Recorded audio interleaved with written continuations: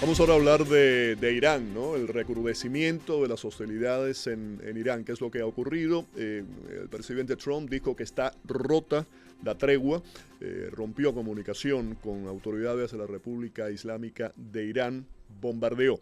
La guerra se ha convertido en esos momentos en establecer quién tiene el control, quién tiene el poder en la navegación de Hormuz. Es literalmente hoy la guerra de Hormuz. Y vamos a hablar de este tema.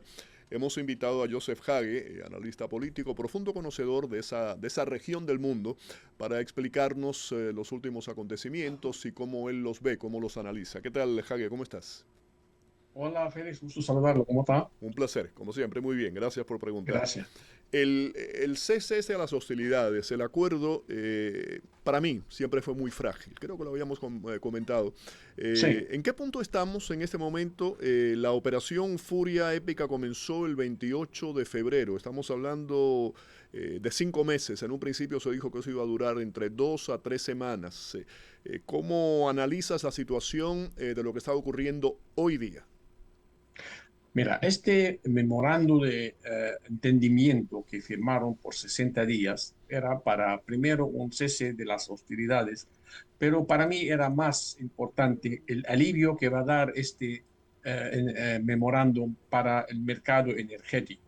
Ya estaba el mercado bien bajo presión, bastante presión, han aliviado un poco el mercado con suspender las sanciones de Rusia para que entregue más petróleo en el mercado. Han abierto el oleoducto de Arabia Saudita del Mar Rojo, pero no era suficiente para sustituir el 20% de la necesidad del mercado internacional. Así que el presidente quizás vio esta una oportunidad para, primero, aliviar el mercado energético. Segundo, estamos a punto de una crisis humanitaria. Había entre 11.000 y 13.000 marineros Ujú. atrapados adentro del Golfo Pérsico, no pueden ni salir, ni entrar, ni bajar de los barcos, no tienen apenas tienen lo suficiente o lo poco que le queda de comer, no tenían agua potable. Estaba en una situación muy, muy difícil, estos navieros grandes que estaban atrapados en el Golfo Pérsico. Además que las economías de los países árabes ya estaban sintiendo mucho la presión de este cierre del estrecho de Hormuz y la imposibilidad de exportar de estos países. Agrégale todo eso la inflación a nivel mundial. Entonces, este memorando de 60 días dio alivio económico al mundo entero, cada uno por su lado, incluyendo a Irán en este caso. Irán se sabe que es traicionero, esa es su naturaleza, eso no va a No cambiar, cabe duda. eso lo Cierto, sabemos, ¿no?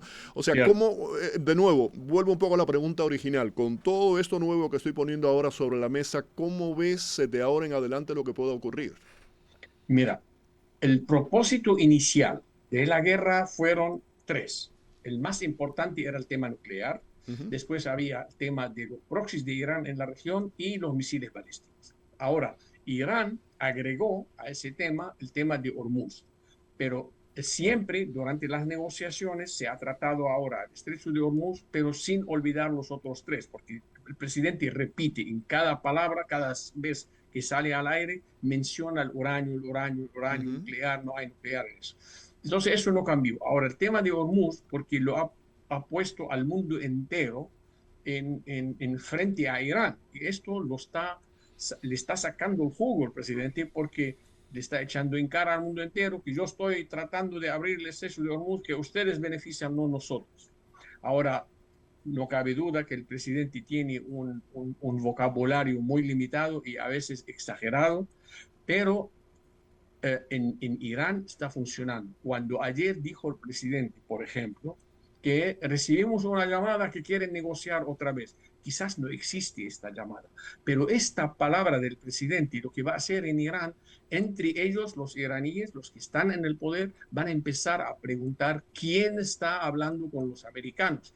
Esto ha creado una brecha. Existe ahora una brecha adentro de Irán entre la ala civil, el presidente Beshakian, el presidente del Parlamento Kalibaf, el, el ministro de Relaciones Exteriores Araghchi, y del otro lado tenemos a la Guardia Revolucionaria con el supuesto ayatollah que está vivo todavía, no sabemos si está vivo, y hasta manifestaciones de parte de las guardias revolucionarias han aparecido en contra del presidente, en contra del ministro de Relaciones Exteriores, etcétera. Entonces, yo no sé si está funcionando y si va quedando funcionando el tema ese de las declaraciones del presidente. De un lado dice vamos a bombardear, del otro lado, pero vamos a hablar al mismo tiempo, que están comunicando con nosotros, pero hay gente que quiere, otros que no. Esto adentro de Irán se ve diferente de lo que vemos nosotros. Nosotros lo vemos que le pasa que está saltando de un lado para otro, pero adentro de Irán le crea la duda quién el que está hablando con Estados Unidos y que le promete cosas que no puede entregar. Esta Al mismo estrategia de tiempo, la que estamos hablando, Joseph, es una sí, estrategia durante muchos años que él utilizó en sus negocios.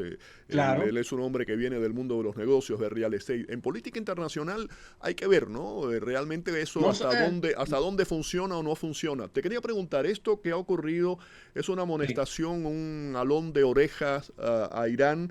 ¿Y consideras que esto nos puede llevar al principio a una guerra dura de nuevo? Mira, yo creo que lo que pasó, lo que acabamos de describir de tu lado y el mío, que esta política de hablar, hay dos cosas, esta puede ser el resultado negativo de esta política, Ya. porque los negociadores le habrán prometido a los intermediadores o al mismo presidente, en este caso, les llegó que nosotros estamos a cargo y podemos asegurar que no va a haber infracción o no va a haber una brecha al cese del fuego y de repente la Guardia Revolucionaria empieza a lanzar misiles contra los barcos. Entonces, estamos negociando, o el presidente está negociando con un grupo que no tiene el control absoluto, sino tiene que revisar esta política otra vez. Ya. Así que si verdaderamente los que negociadores civiles de Irán, porque no estamos negociando con los militares ni con los ayatolás, si los negociadores civiles no tienen el control en el terreno de suspender las hostilidades, de abrir el estrecho de Hormuz y más adelante asegurar que van a entregar el uranio requisito con renunciar a su derecho al uranio, vamos a volver a las hostilidades, no cabe duda. El presidente Trump, y volvemos a ese discurso, ¿no? Ha declarado que va a atacar puentes, infraestructura eléctrica, plantas de Sí. agua. La pregunta es si, bueno, poder puede hacerlo, si debe hacer eso legalmente. ¿Son objetivos civiles o son objetivos militares? Si son civiles, no pueden ser atacados bajo los convenios de Ginebra, ¿no? Sí, pero las infraestructuras caen bajo Por eso hay que definir si es civil o militar, ahí está la diferencia. Exacto. Por ejemplo, destruir un puente importante, esto se considera para cortarle el camino o la ruta de Mm. suministro a los militares. Cortar, bombardear una planta eléctrica que puede hacer funcionar una industria militar, aunque haya civiles que benefician de esta planta eléctrica, la pueden bombardear. Entonces, aquí entra uno por cuestión de definición. Estados Unidos tiene la posibilidad de hacer mucho daño en Irán, pero el presidente como que no quiere castigar a 92 millones de iraníes por Ujú. la culpa de 200 o 300 mil miembros de la Guardia Revolucionaria. Pero al fin deben de hacer algo, porque mientras que la Guardia Revolucionaria manda en Irán, con los ayatollah, por supuesto, porque tienen la bendición de los ayatollah y los ayatollah se creen que tienen la bendición de Dios. Ujú. Entonces, aquí estamos en un tema un poquito, oiga, sale del militar al religioso, Claro, pero el fanatismo religioso. castigar al pueblo iraní va a ser un poco, digo, difícil para tragar. Pero mientras que esté la Guardia Revolucionaria en el poder, con el control en Irán, ni Estados Unidos, ni Israel, ni los países árabes vecinos van a quedar buenos términos con nadie, que no van a ver la paz, no van a ver la estabilidad nunca, porque ya están tan conectados por todos lados, en Irak, en el Líbano, en Siria. En Siria, aunque el gobierno sirio ahora lo está persiguiendo por todos lados, pero todavía hay células operando. Entonces, aquí hay que ver, hacer un balance, beneficio de salvar a la población iraní en general. No van a morir los 90 millones, pero igual, cualquier número, 10.000 o 15.000 o 5 personas. Vida es una vida. Joseph, acláranos 2 o 3 puntos lo más Sí, rápidamente que puedas. Eh, yo decía que eso se ha convertido en la guerra de Hormuz, literalmente. Tú en cierta forma lo confirmabas también cuando hablamos de lo que está sí, ocurriendo. Hormuz ahí es un estrecho pequeño, controla, tiene cierto. una gran importancia económica, el 20% del petróleo pasa por ahí. En este momento, ¿quién tiene la jurisdicción sobre Hormuz? Hasta donde yo tengo entendido, eso es un acto Sí, de piratería por parte de Irán el tratar de cierto. cobrar un peaje. No tienen, aunque es limítrofe con ellos, no tienen la jurisdicción. Oman tampoco. No. Eh, eh, Mira, hay leyes dictadas por Naciones Unidas y todo el mundo la firmó, que los pasajes marítimos naturales, no mm, canal de Panamá, no el canal del Suez, son pasajes internacionales, debe ser la navegación libre siempre y cuando no participe ninguno de los países limítrofes en algo. Ahora, si quieren dar un servicio, por ejemplo, hacer pasar al barco, cobran, pero no un viaje, cobran un servicio para que el remolque pase adelante del barco grande o algo de ese estilo, o limpiar al pasaje o algo de eso. Pero los pasajes internacionales, no importa el ancho, no importa las condiciones, son pasajes internacionales y no hay uno. Hay el famoso de Gibraltar, que es uno de los más importantes del mundo. Se mm, imagina mañana Inglaterra, España o claro. Marruecos dice, oh, yo quiero cobrar viajes. Esto va a causar una tercera guerra mundial. Pero entonces, por eso el mundo entero está en contra de Irán. Claro, no quieren participar de manera militar en abrirlo, pero todo el mundo está de acuerdo que esto es una piratería lo que está haciendo Irán, no cabe duda. Termino con esto, y tú hablabas del factor económico, ¿no? Que es fundamental en Sí, todo esto. El mundo se mueve por el bolsillo, por la economía. A raíz de cierto, esos acontecimientos que vimos en cuestión de, ¿qué? De 24, 48 horas, el petróleo subió un 8%, las bolsas de valores internacionales cayeron, y esto nos lleva internamente a la política aquí en los Estados Unidos. Es un golpe interno, sin lugar a dudas, para el cierto. presidente Trump. Su economía no está bien, se estabiliza. No, Su aprobación ha sido afectada también por esto, y estamos es normal. acercándonos a una elección de medio término. Ya termino con esa última reflexión tuya. Adelante. Sí. Mira, no cabe duda que lo que está pasando está afectando.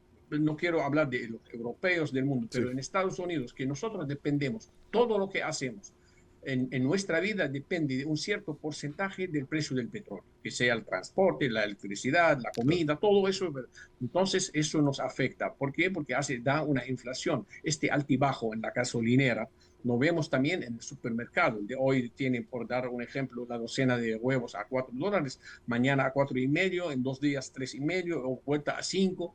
Y esto deja a la gente ahí como que desesperada, no le alcanza el dinero. La inflación es una amenaza para las economías desarrolladas. Las otras economías como que ya están acostumbrados, cuando Ujú. les importa se adapta rápido, pero a nosotros nos afecta y esto le va a afectar, queremos reconocerlo o no, va a afectar en las elecciones de medio término. Ahora, ¿a qué tanto va a afectar? Esto sí, no puedo decirlo desde ahora. Claro, no, y además todavía estamos aquí a 4 meses. Eso es una eternidad en política. Hay que ver en los próximos 4 meses qué sucede, Claro, ¿no? Con todo eso, si empeora, si exacto. mejora, depende de eso lo que va a ocurrir internamente aquí en el país. Joseph, un placer el que hayas estado con nosotros. Muchísimas gracias. Igualmente, que tenga buen día. Igualmente.